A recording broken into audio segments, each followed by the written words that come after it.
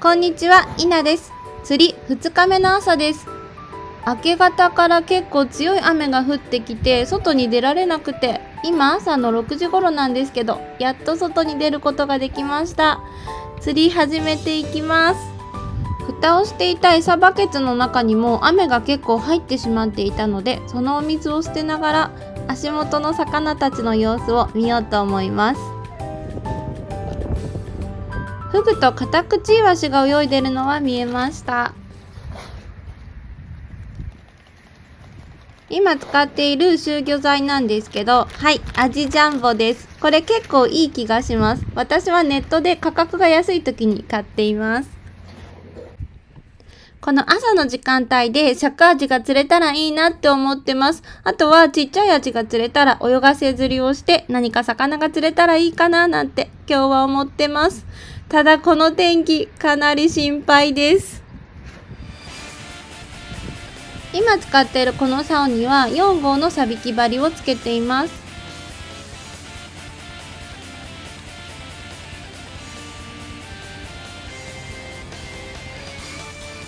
昨日行った釣り具屋さんで7号のサビキ針が結構売れてたので、私も強気に出て7号買ってみました。7号が売れてるってことは尺アジも夢ではないっていうことですよね。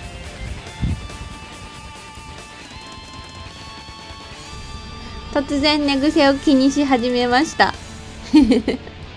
雨が止んだ隙に急いで急いでって釣りを始めているので、本当に寝起きで車から飛び出してきた感じです。なので急にカメラに後頭部向けてるじゃん、寝癖と思ってフードをかぶってみました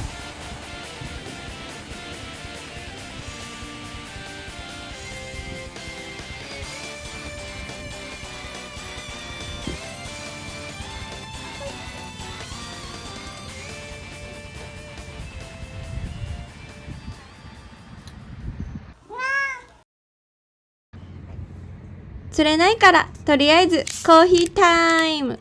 近くの自販に行って買ってきました。乾杯。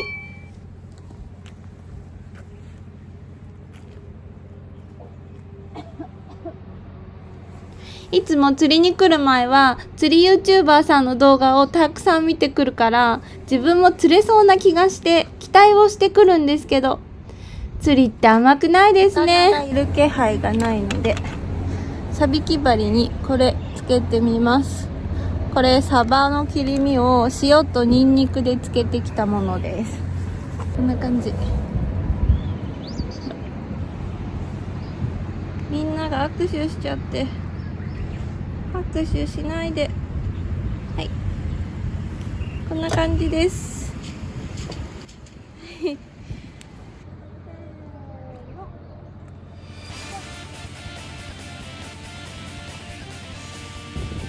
明け方からすっごい雨が降ってきて、今青空が出てきたと思ったのにまた雨の雲に覆われてきました。これ何？なんでかわいいけど。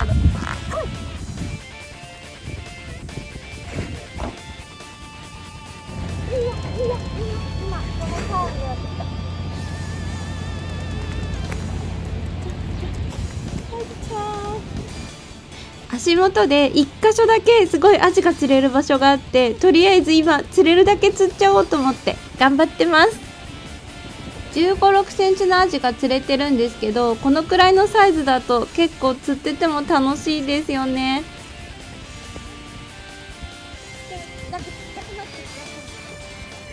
顔が重たいって思ったらでっかいフグが釣れました。かわいい。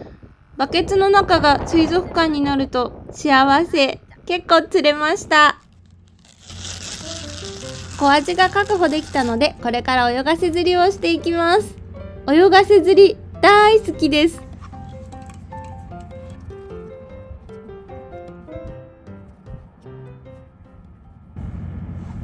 泳がせ釣り、思い出したでしょ、この感じを。行く、せーの。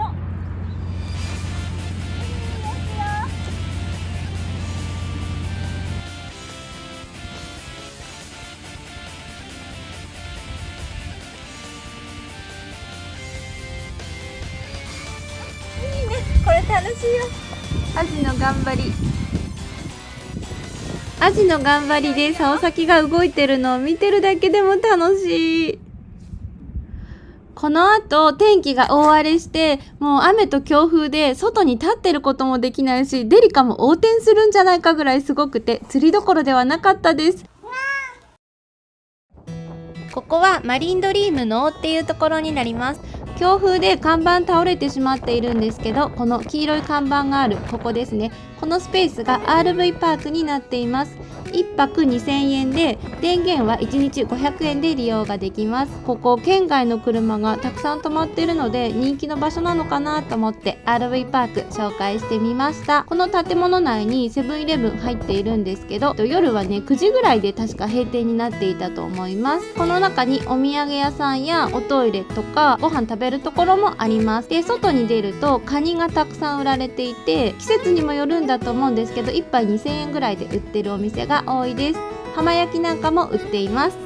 あと磯目が売ってたり、セブンイレブンにも釣り具が少し置いてあるので餌買えたり、とっても便利です。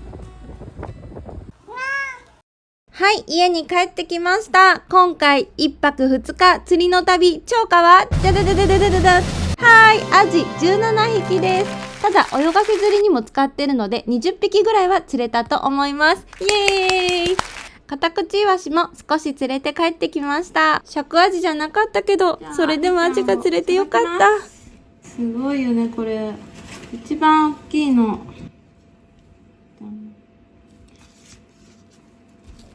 久しぶりに自分で釣った魚をさばけてすごく嬉しい。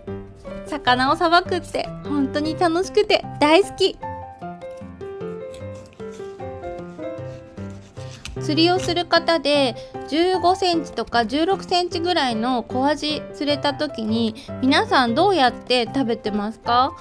なんか南蛮漬けにするには骨が大きすぎるし、お刺身サイズではないし、私いつもどうしようか悩んじゃうんですよね。何か美味しい調理方法ありますか？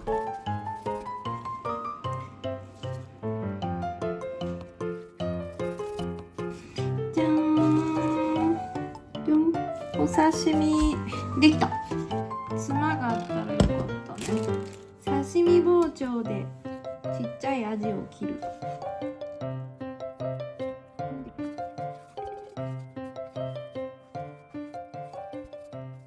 じゃーん、お刺身。はい、他にも新潟のスーパーで買ってきた食材たちで夜ご飯を作りました。本日も最後までご視聴いただきありがとうございました。チャンネル登録と高評価よろしくお願いします。ではまた、バイバイ。